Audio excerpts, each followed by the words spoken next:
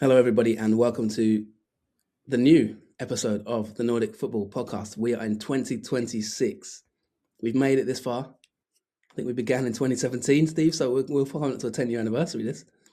And as you've just mentioned to me off air, this is season 10 of the Nordic Football Podcast, the decade anniversary. And as people who know, if you don't know, we talk about Norwegian and Swedish football in general. And if you do know, then welcome back to another year. My name is Jonathan Fadugba, and as always, I'm joined by my good friend and colleague, Steve Wyss. Steve, I've missed your face. I've missed your cheeky little grin.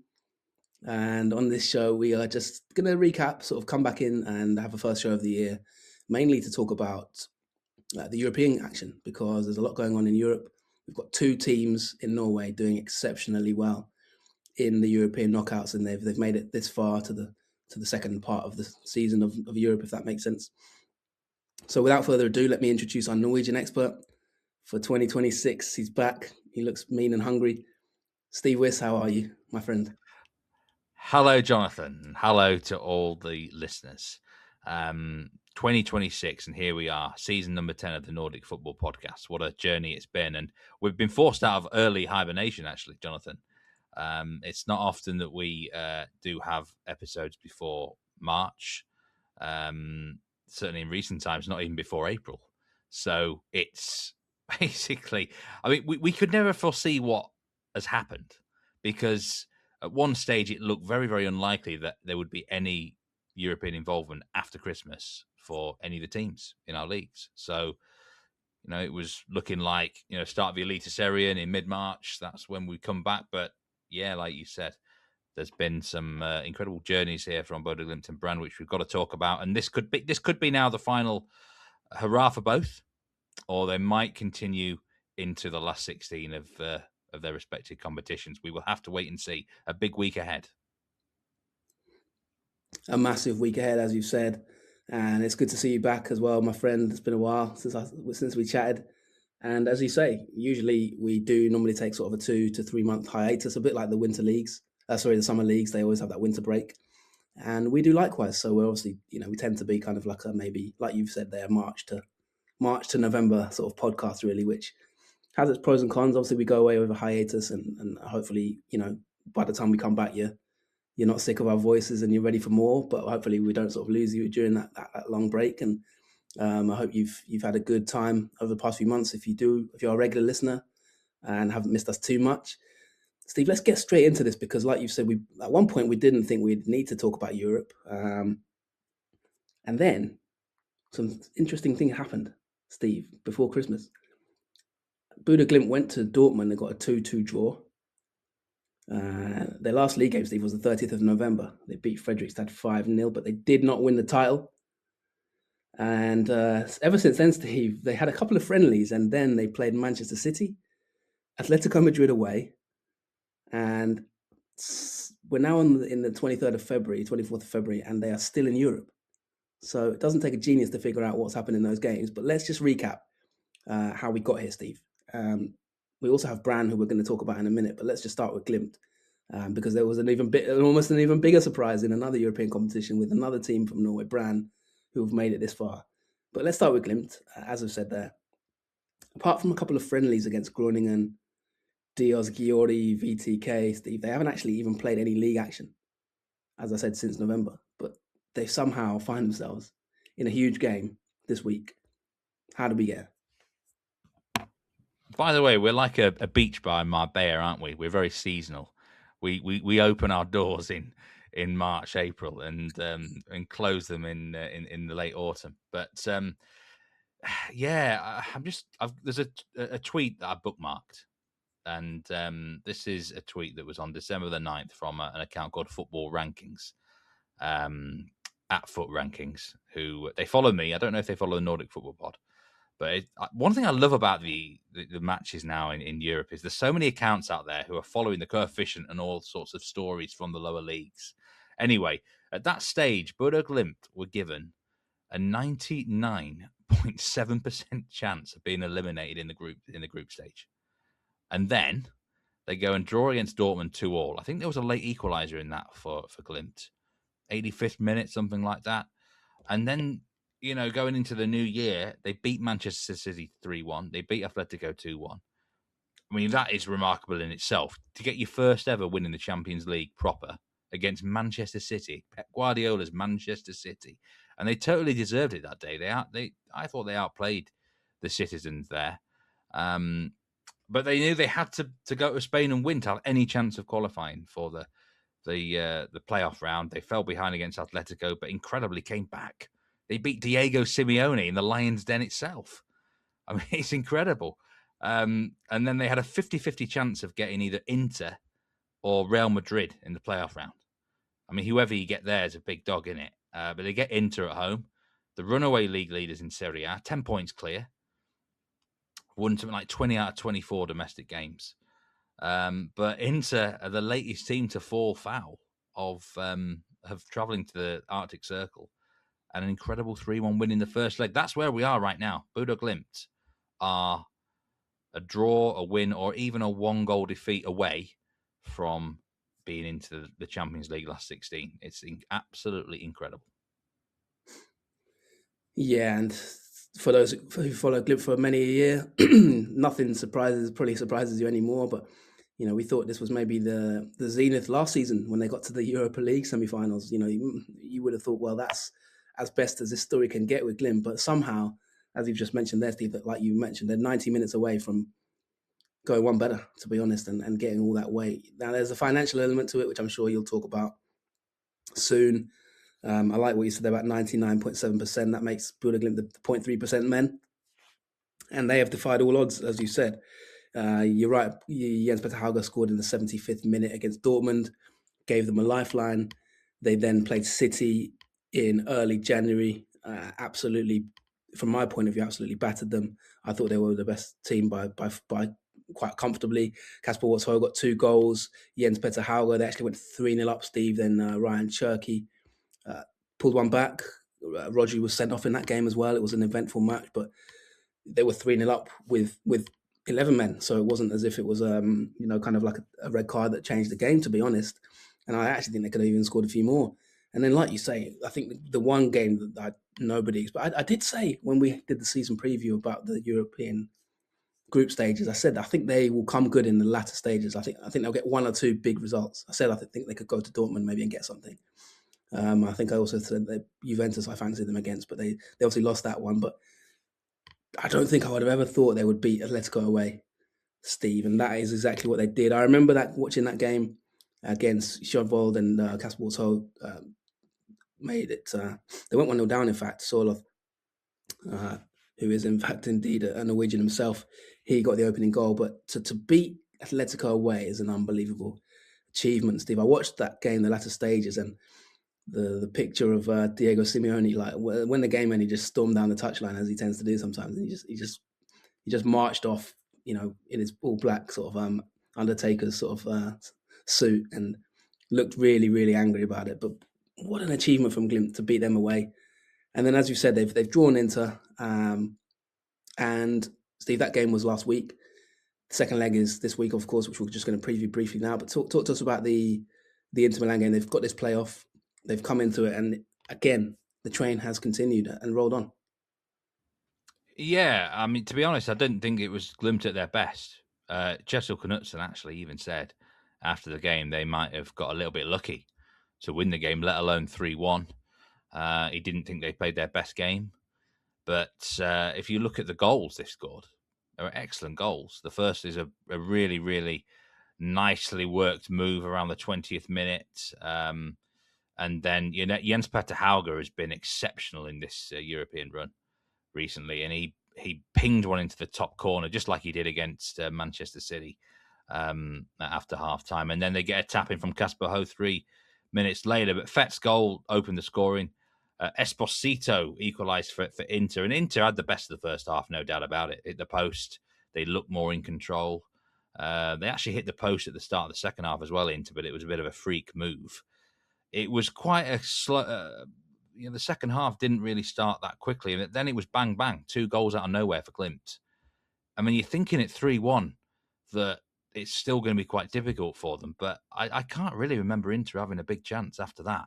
it was like Glimt locked the game down, which is not something you can say about them too often over the years. That they're normally looking to get on the accelerator themselves, aren't they? But Inter just seemed to then accept, okay, we'll come out of here 3-1 down and hope to get it back at the San Siro. Because they're very, very strong there. But I think Glimt have certainly played better in the last 3 or 4 years in Europe. They certainly played better against Man City, and maybe they did get for once. Sometimes we often talk about Glimt being a bit unlucky with their performances. Perhaps they were more on the lucky side to win 3-1. But again, remember who they're playing here: Inter, by far the best team in Serie A. Not even close. And no one else is close to them in that league. They're the finalists of the Champions League, weren't they, against PSG? So it is an incredible achievement, but they keep doing it. The usual excuses were made by Inter from Christian Kibu, the manager, the pitch and stuff like that. But ultimately, in the big moments, Bodø Glimt were a better team.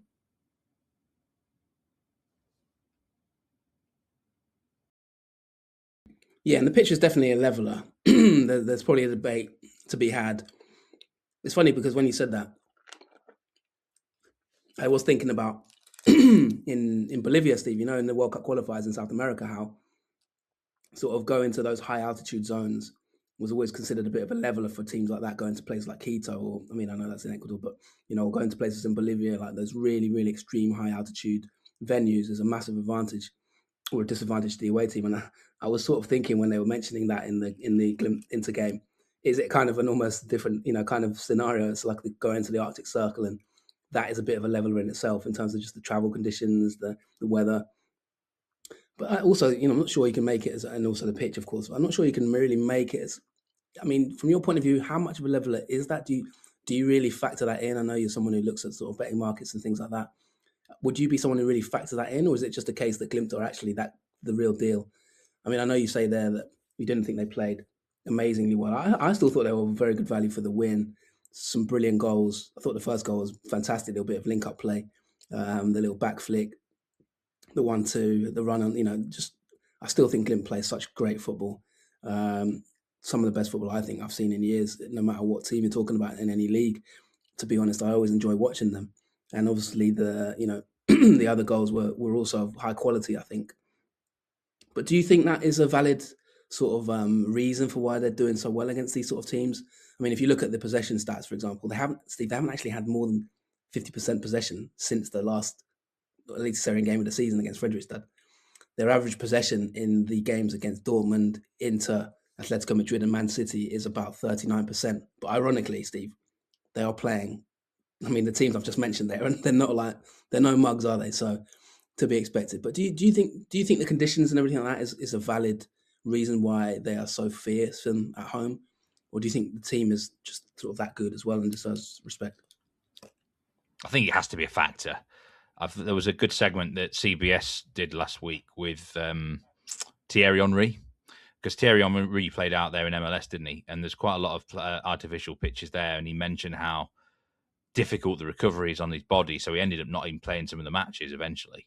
And I think for teams that are not used to it, it can be a problem, no doubt about it whatsoever. But you can either just get on with the job, and I don't think Manchester City mentioned the pitch after the game. They didn't use it as an excuse. Pep didn't use it as an excuse, but Christian Kibu certainly did. He might have been just wanting to, mask over a poor result, sort of thing. But it's not just a pitch, is it? It's you got to go all the way to the Arctic Circle. It wasn't actually that cold. Believe it or not, there was a match played in Tampere for the Cups game on Thursday. That was minus 21 degrees. It felt like minus 21 degrees. It was only minus 3 degrees Celsius in this match. There's a lot of snow around in the build-up. 80 tons of snow had to be cleared. It's the whole experience, isn't it? Jose Mourinho, I think, summed it up back in the day, where it's just, you teams suffer, and the pitch is just one of the factors of it. There's no doubt for me, definitely, it probably has helped them over the last 3 or 4 years. But look at some of their away results. They beat Atletico away from home. They drew with Dortmund away from home on a grass pitch. That's not bad. is it really? They've scored in all of their last, I think, 11 away. It might be 14 actually away matches in Europe. So they're still a good team. Federico Dimarco was asked in the press conference before the second leg, where would Bodø Glimt finish if they were in Serie A? And he didn't give an answer. But I think that they would be knocking on the door of the top 10 in Serie A, even if they were based in Italy and they played on a grass pitch home and away. That's the sort of level I would see them at, sort of maybe on the level of sort of your Lazios and your Comos of this world. Yeah, that's an interesting analysis and speaks to the level of Glimt. Just to get clarity there, Steve. So you think the pitch is a bigger factor than, say, the travel conditions and kind of the temperature and the travel, all that kind of stuff. You think the pitch is the main isolating factor? Yeah, I'll say it's the number one thing, because nobody else plays on artificial pitches outside of Scandinavia, do they really? And if you're not used to it, it can be a problem. It bounces differently, apparently, stuff like that. And I definitely have noticed there's only one team, right, that has gone to Aspmyra Stadion in the last 4 or 5 years and stopped Glimt from playing the type of game they want to play. Teams have beaten them, like, for example, Monaco, Juventus beat them this year at home, in Norway. But it was a normal type of Glimt game. You know what I mean? End-to-end basketball a bit, really good. Only one team has stopped them doing it, and it was Tottenham. Ange Postecoglou is the only manager to have shut them down at that ground. And like, you would never have thought it'd be Ange, would you, that did it? But it was him. Big Ange was the only one I've ever seen come there and genuinely stop them playing the game, the type of match they want to play. It's remarkable. Big Ange, I wonder what he's up to these days. Maybe he could join us on the pod and break down the tactics, because I never saw that one coming. How did he do it? Yeah. I thought they would. I was sure they'd get to the final, to be honest, of the Europa League. And Spurs did a job on them, as you rightly say, Steve, and the rest was history. But let's look at the game in its isolation. And you've made a really interesting comment there about Glimt maybe finishing 10th in Serie A. They've done, they finished pretty decently, sort of top 24 in the Champions League. They've, been a pretty consistent team in Norway for many a year now. Obviously, they're not the reigning champions anymore, but they have been consistent from that point of view. And I like I say, I always think they're an underrated team. People still sort of talk about Glimt as if they're kind of mugs or something, or minnows. And in name they are. I think in finances, Steve, they're definitely not these days, are they? They must have banked a good 15 to 20 million from this campaign alone. And I'm sure you've got the numbers there, maybe yourself, to talk to us. Now, for the listeners of this show, Steve, regular listeners of this show, they know that I tend to sit on the fence. But I'm going to make a bold prediction here and come out and say I think they will qualify. I think really? it will either go at extra time, or I think they're going to qualify. Look on your face, you're stunned there. That's why I thought I'd make it now, because you don't normally get me off the fence. But that is my feeling. Am I stupid to think that, Steve? I don't know. Where do you see the second leg going? I watched a lot of Inter, and like I say, for me, they're by far the best team in Italy. They will welcome back Federico Dimarco for this match. He didn't play the first leg. I think he was injured. He was on the bench, but I think he was injured. Anyway, this guy's had something like 20 goal involvements in 24 starts this season. He's got 15 assists in Serie A.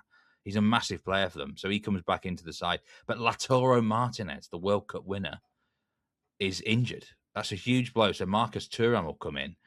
And you never know what you're going to get with Marcus Thuram. As you know, Jonathan, he can be good, bad, or ugly on the day. They need the best version of Thuram. The match should be close to a sellout.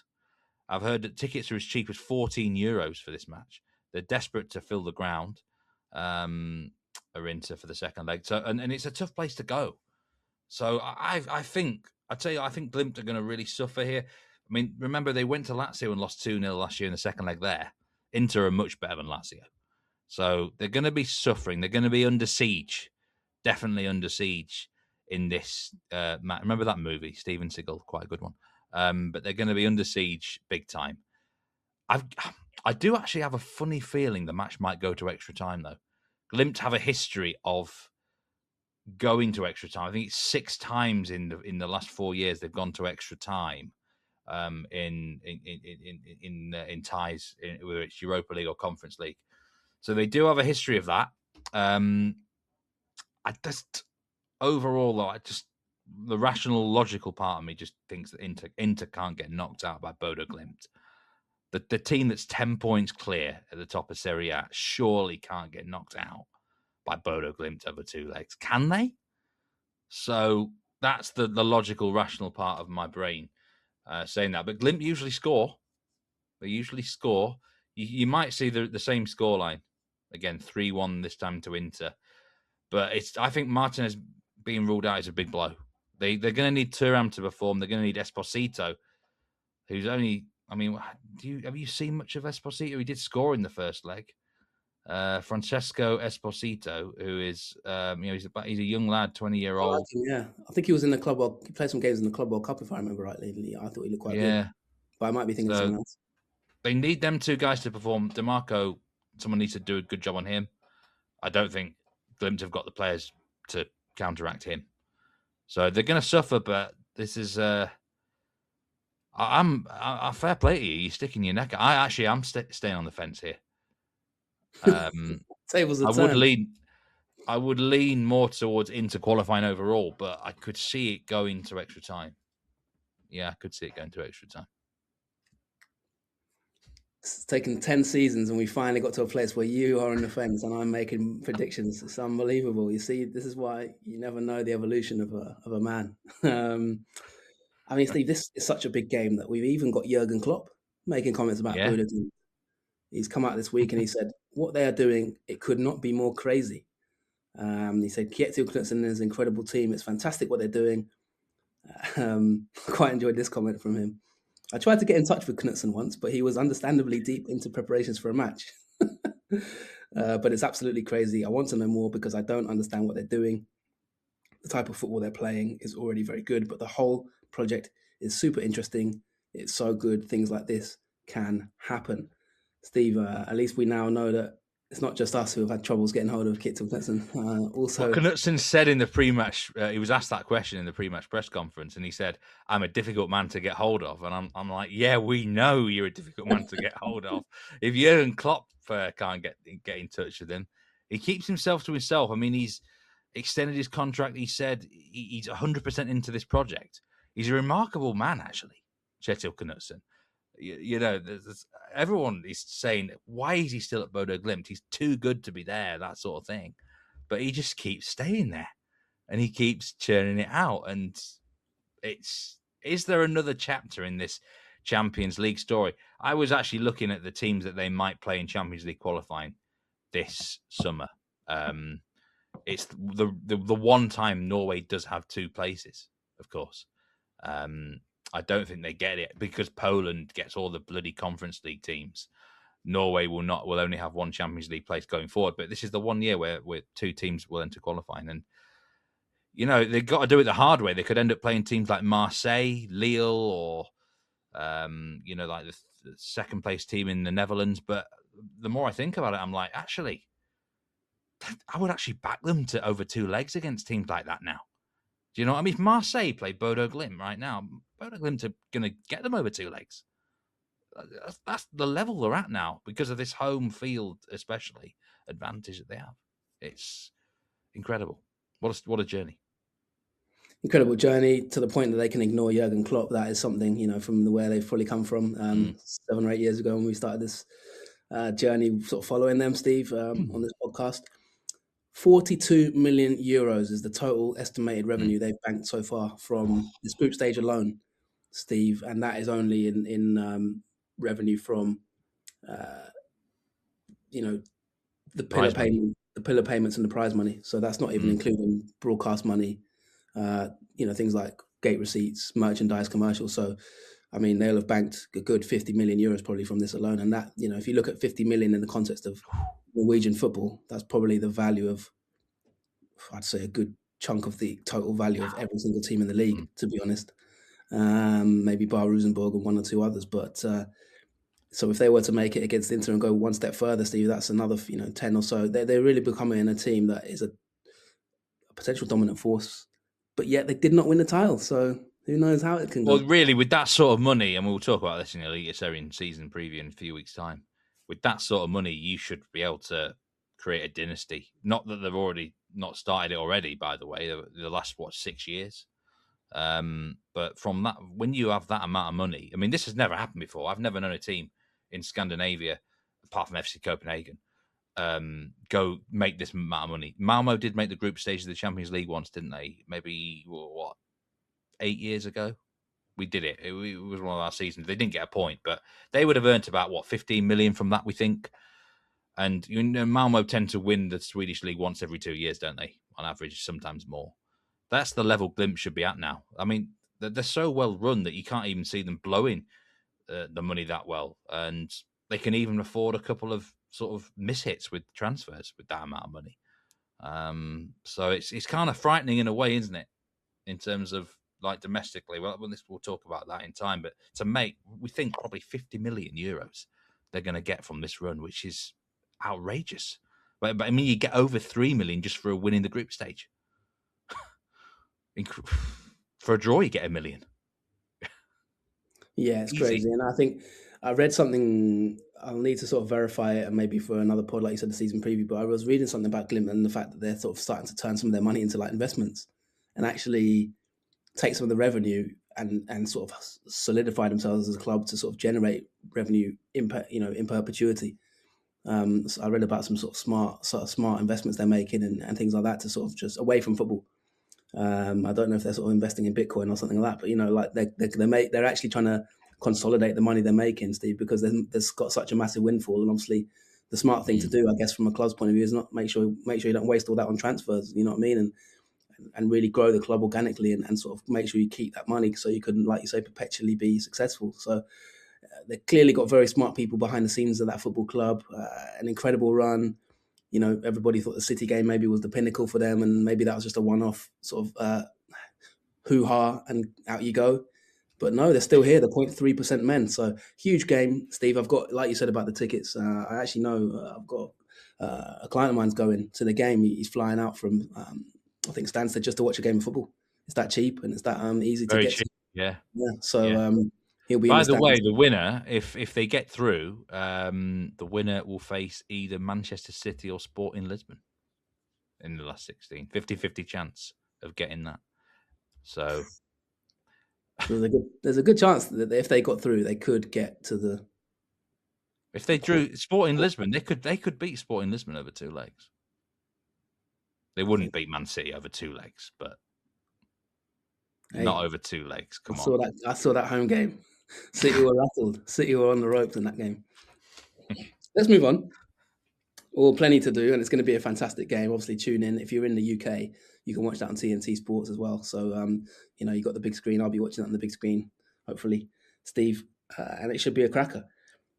Now, in ordinary times, that would be it for this show. It would be one team to preview, and we'd sort of move on and wrap it up because we wouldn't expect anyone else to be in Europe. But incredibly, Steve, we move on to Thursday night. We've also got Europa League action, and Brann. Somehow, this team who not so long ago, Steve, were in the second division of Norway, they will face Bologna in a big crunch tie. They'll be also taking the trip out to Italy. And there, as I've said, they will face Bologna. They've played them in the first leg. Steve, they had a sort of, their end to the season, their late to Serie A, and they ended up finishing 4th. They sort of scraped into I think Europa League qualification or Conference League qualification for next season. I know you said there's 2 teams now in Champions League qualification for next season. So Brann finished 4th in the Elite Serie A, and in the Europa League, Steve, they did a mini Glimt really, just about scraped in exactly dead on 24th place to get to the knockout qualifier with 8 games played and 9 points. Steve, just below Dinamo Zagreb and just above Young Boys on goal difference to sneak in. That has earned them the Bologna game. Steve, and then, we did in a similar way to how we talked about Glimt Brann's last league game was on the 30th of November against Ham Cam. They won 3-1 to wrap up their season. And in between that, they lost 4-0 at home to Fenerbahce on the 11th of December. They then had a few club friendlies. They played Slavia Prague. They played FC Copenhagen. Then they had a crunch Europa League game, Steve, against Midtjylland, which they drew 3-3, and that was a valuable point in the end in late January. And then they lost to Sturm Graz away on the 29th of January, Steve. But it was enough for them to get through to this knockout. And they played Bologna at home last week in the first leg. There's another game that I had my eye on, and I think you'll talk about it in more detail. I know you've just mentioned off camera there that they've had a lot of sort of squad turnover. We've got the season preview coming, but there's been a bit of squad turnover for Brann. But a sort of creditable 1-0 defeat. They're not out of it necessarily per se. I know it's a home defeat. What was your assessment of Brann over the last sort of 2 to 3 qualifiers? How they got into this situation? Before we sort of talk about that Bologna game specifically, how have you sort of rated them in getting here? Well, the problem that Brann have had is they had that big loss to Fenerbahce just before Christmas, and they really could have done with getting something out of that game, but they were well beaten. The issue Brann have had compared to Bodø Glimt is the winter transfer market. I don't think it's helped them. They lost a couple of key defenders, Ivan Helland, who actually was sold to Bologna, ironically, for 7 million. Decent money for Brann. He's actually not included in the Bologna squad for this round or any of the future rounds, I don't think. They also lost Jafet Seri-Larsen to the MLS, Philadelphia, and Emil Kornvig, who was one of their best players of 2025, to a team in Poland I've never heard of called Wisdu. You ever heard of them? 3 million they bought him for. I mean, that's just very strange. The very strange move, if you ask me. Wisdu Lodz. Is it Wisdu Lodz? Yeah, Wisdu, yeah. Yeah, I remember them. Played Man United in the 90s in the Europe.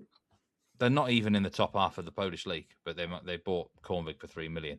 Anyway, the problem is, before the playoff round, you cannot register any new players. So they basically lost players. They've signed a couple in Crystal, Marnie Ingerson, and John Duggar Thornton-Steinston, but they couldn't register them before the end of the group stage. So they had to really grind through the last 2 matches. The Midtjylland game was one of the best I've ever seen, like in terms of entertainment. What a ding-dong 3-3. I think the XG numbers were actually over 6 in that game. That's how crazy the match was. And then they actually lost the last game, a late loser to Sturm Graz, which was really poor from them. Sturm Graz were not in contention for anything, but Stuttgart scored in injury time against the Young Boys, and that got Brann into the playoff round against Bologna. And they lose the match 1-0. I was disappointed. I thought the game would be better, but I think the pitch was awful. That's people moan about the pitch at Glimt. You could argue that even more surfaces should be artificial. In the likes of Rosenborg and Brann never would, because they're too proud of it. But I would, if I owned a team in Scandinavia, I would totally have an artificial pitch. I'd want as much advantage as I could, and it promotes better football. Ultimately, Brann were just probably not good enough. Bologna are just a very awkward team. They're all their eggs in the Europa basket now. They're mid-table Serie A, and they got an early goal, and that was it. Really, there wasn't many other chances. I didn't think. A couple from set pieces, and it was a poor game, wasn't it? But the pitch didn't allow anyone to play properly. So maybe Brann on a better pitch might perform better, but it's. They've got to be in it to win it still. I think they're going to need quite a lot of luck to turn it around. They need the keeper to have a great game and to take the chances when they come their way. But maybe they can improve from that first leg. I would expect Bologna now to go through. But it's been a really creditable run for Brann. I mean, if you'd offered them this at the start of it, you'd have said they've absolutely snapped your hand off. They've done really, really well. I don't know how much money they've made from this adventure, but I reckon they might have got over the 10 million mark on prize money, perhaps, maybe even 15 million. So really good Europa League campaign for Brann. It probably will come to an end. But it was just a shame the pitch kind of ruined it, really, in that first leg, in my opinion. Yeah, I had an eye on the game, and to be honest, I thought that although the pitch, I didn't really notice it as much as a massive deciding factor in the match in terms of the flow, but I understand what you're saying. I think you're more of a pitch expert than me in that sense. I thought that Brann, and obviously this could come into the transfers and things like that, that you'll maybe be able to elaborate on a bit more. I really thought they struggled in midfield to sort of link from back to front. Just thought there was no creativity in that midfield zone to sort of like dominate or control the game in any way. Didn't see any sort of midfield quality, to be honest, and then that just meant I felt Brann were quite disjointed, Steve. I mean, you might be able to explain that from that point of view. I thought defensively they weren't too bad. I thought Boyaki had a sort of decent game at the back in some phases. Up front, they had a little bit of threat, but I don't think they had a shot on target for, I think, most of the second half, if I'm right in saying. And that's what I mean, that lack of connection between the front to back, I thought was mainly down to the midfield and just the inability to get any kind of service to the forward line. And that doesn't really bode well for the second leg in probably a bigger stadium that's going to have more open spaces and more ground to cover and obviously away conditions. So I would worry a little bit about Brann. Is that mainly down to transfers, do you think? Or was there a reason? Was there anyone missing in the midfield that maybe they previously had that they relied on? I don't know what you think about that, but how do you assess the second leg from that point of view? Well, along with the players that they lost in the transfer window, Gudmundsson and Magnussen are still injured. They've been out for a while now. Big losses. Kornvig, I think, would have been the player in midfield who could have made a big difference. You know, Bologna played an unusual formation for this match. It's what they call the Christmas tree formation. You don't see it often, 4-3-2-1. So very hard for them. It's no surprise that Bologna won the midfield battle because they packed so many bodies in there. That's not a terrible back four for Brann, actually. Saltvet, Boake, Knudsen, De Rove, and the keeper's not bad either. So it's just, you look at that midfield and attack and you're wondering where the goals come from. Noah Jean Holm up front, you wouldn't really hang your hat on him to score a goal, would you really? He's not anything special. But I thought the new signings, Thor Steinsson looked quite good. Ingerson might kick on. He looked a little bit lightweight, actually, but maybe they can come on for the run. I mean, remember, it's difficult for teams in Scandinavia this time of year. Suddenly, they're going into a competitive match when they've had nothing since, the 11th of December. Glimt, I think, are now a bit more used to it, but Brann haven't ever had this. I mean, I criticise the pitch, but since when has Brann ever needed to play a match in February at home? So, it's an unusual occurrence, isn't it? But, I mean, they did play each other in the group stage, of course. Bologna 0, Brann 0 that day. They held out for a draw. I think there was a red card, actually, for Bologna in the first half of that one. They're a very strange team, Bologna. I find them one of the hardest teams, actually, in the whole of Europe to predict. You never know what you're going to get with Bologna at all. So I really hope, I would love, if Brann turn this around, I would love it to see them make the last 16 proper. And I'm full of praise for them for this run they've had since July, really. It's fantastic from them. Yeah, they've done amazingly well. And in terms of the revenues that you were talking about there, Steve, I was having a look, and I think Tottenham and Manchester United last season made roughly around 26. Well, I think Spurs, for winning it, made about £32 million total revenue-wise. You could probably estimate Brann, if they were to qualify, would be maybe around the 12 million euros mark. So I don't know breakdown in terms of game by game, just off the top of my head. But yeah, if they can go deep in this competition, then the total prize money, I think, in Europa League is about 475 million pounds for all teams combined. So then that's split, obviously, depending on success, how far you get, that kind of thing. So yeah, certainly they'll have made a chunk of money, which will help them in the build up to the 2026 Elite Serie A season, Steve, and consolidating as well as a big club that they are. Let's get your prediction for this one then. I mean, you've said about the different problems. I know there's maybe some team news issues, some changes in on and off the pitch at Brann. Is there any other factors we need to consider when we look at this game? I mean, Bologna are they're a big sort of name, aren't they, historically, but they're not really a team that offers much, are they, in recent years? They're not sort of a team to write home, I wouldn't necessarily say. From that point of view, they could be there for the taking, but do Brann have the cojones to sort of take it to them away from home? It was probably one of the better draws they could have had, really. They wouldn't have had any chance whatsoever against someone like Forest, would they? Or, one of the big teams in there, Celta Vigo and whatnot. But Look, Bologna. If Brann had won the first leg, maybe they could have got something. But realistically, Bologna are a better team on paper. They're in better rhythm. I've got to go with Bologna win the second leg, Jonathan. Probably to 0. 2-0 Bologna, I'm going to say. But I so hope I'm wrong with that. Winner would play Roma or Freiburg in the next round.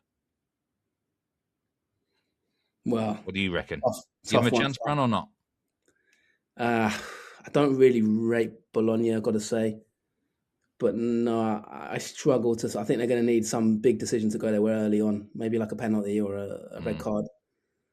I think they're going to have to really, because it's a balancing act, isn't it, Steve? They're not going to go all at them, are they, to begin with?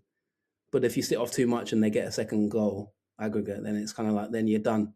They're not the sort of team that can open them up and come back to 2-2 or something, I don't think. So it's kind of, it's a bit of a stick or twist decision for Brann, really. And I think they're going to maybe get caught in two minds on that, because I think that can't see them really going all out at the beginning of the game, but I also can't see them having enough to come back if they do go down. So yeah, unfortunately, Steve, I think the odds are against them in this one. They only scored 9 goals in their 8 games in Europe in the group stage as well. They lack goals from that point of view, I think. So yeah, I have to say I think it could be maybe a 2-0 to Bologna. But it would still be, I mean, let's reframe this a little bit, because even if they did go out, Steve, you've said Glimt would probably finish maybe mid-table in Serie A. This is essentially a mid-table Serie A team, more or less. They're 8th in the league at the moment. So to be playing Brann, who are probably significantly, not as good as Glimt in terms of resources, this is still an amazing achievement. Let's not be downbeat about it, right? This is still an amazing achievement. It's basically a free hit for them. And Bologna were in the Champions League last year. Let's not forget that this is actually obviously not a bad Bologna team. It's amazing what Brann have done, and I hope that they can use the money that they've made in this competition to really kick on. It would be nice to see them win a league title in the next 2 or 3 years. It's going to be difficult, but Viking showed what's possible. They've been knocking on the door for a long time. And they are going to be involved in qualifying for the Europa League again this summer. Hopefully, they can get into either the group stage of that or the Conference League, and it's what it's all about for the fans. The fans have had 10 extra games to enjoy. That's what it's all about, isn't it? That's why it's so great to get past the qualifying, because you get, for Europa especially, you get 8 group games. They've got 2 extra on top of this. That's what it's all about as a fan. Enjoying the moments. I've had some. I mean, that Midtjylland game was brilliant. The penalty with the last kick of the match from Saltvet, which, looking back now, got them into the actual the playoff round. So, yeah, fair play to Brann. And in terms of the Norwegian coefficient, I think it will sadly go downhill this year because of all these bloody Polish teams that just go. If the Norwegian teams were in the Conference League, Glimt could probably win the Conference League. Djurgården made the semi-finals of that. It's just how the cookie crumbles. You're almost rewarded, aren't you, for failing in qualifying and getting into that Conference League.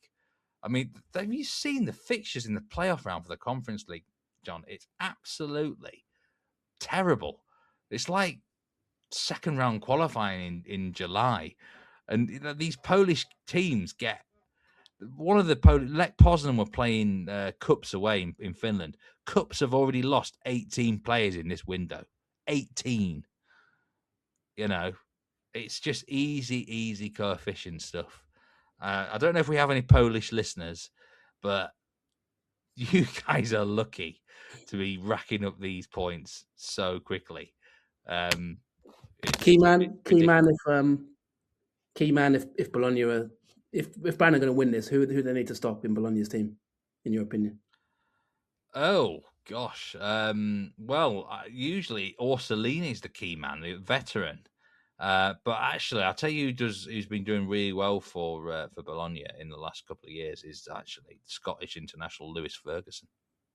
He's actually, when he plays now, he's back to fitness. He's very, very important for them, I would say. So they've got to stop him. Fantastic stuff. That will be all for now. A little sort of teaser for the 2026 year. Steve Wyss's voice and his opinions. Do sort of follow us if you're still on X at Nordic Foot Pod. We're still there. And our YouTube channel is going from strength to strength these days. I think we're well past the 500 subscribers now, Steve. So we're doing pretty well there. If you want more content, don't forget that we've got an exclusive interview with the reigning league title winner, Anders Torstensson, and Mjällby from last season's back end. And of course, in the archives, there are still other sort of great interviews that you can go back and listen to. But for now, that'll be all, Steve. I think we'll be back soon with season previews and any other business. We'll keep an eye on how these teams get on. Do leave us your comments as well, and we'll always discuss them. And we will be back in due course, Steve. So thank you for joining us. Elite Serie starts in mid-March, 2 rounds before the international window. Allsvenskan starts in the first week of April. If either of these 2 teams do qualify, we will definitely be back before then as well. We'll have to be. So, the better they do, the more. I mean, we wouldn't have been, out of hibernation this early, but for these incredible stories. But good to be back. It's been a pleasure. Hopefully, we can have a great 2026, a big year in, World Cup year as well. Norway are at the World Cup. Can Graham Potter weave his magic wand and get Sweden there? How's your season previews getting along? Well, I've been doing the big teams. Previews? No, I mean, I've not looked at any of the promoted teams yet. I'm dreading doing IK Start, but there's always one team, isn't there, that you're not really looking forward to doing. But this is early. I mean, I think we did have this maybe at one point. We did have a really early start one of the last 6 years, but I don't like it when it starts that early. I don't like it when it starts before. Well, there's one thing about you. You're like James Milner. You're a bit adaptable, so I'm sure you'll adapt. But you are a bit of a fish out of water. And longevity as well, 10 years. It's an extremely early start, though, right? Isn't it? Like I did it when you told me that, I was pretty shocked, to be honest, because it's not. Some of the pitches won't be ready. Seen that pitch in Brann. The grass pitches won't be ready at all. It's dark still. It's pretty miserable up there this time in mid-March. It's pretty miserable in the UK in mid-March. So anyway, it's exciting, isn't it? The start of the season. So absolutely. And what better way to get into it than two massive games in European football? So thanks for tuning in. We'll be back soon. Keep an eye on the social media channels. Keep an eye on the YouTube, and you can follow us on Twitter at Meatman Soccer or at JF Football FUTBOL. That'll be all. Let's follow the teams in Norway, Steve, and maybe soon at some point in the near future we can have a Swedish team get this far. But for now, that'll be all. Take care, everyone. Thanks for listening. See you soon. Goodbye. Take care.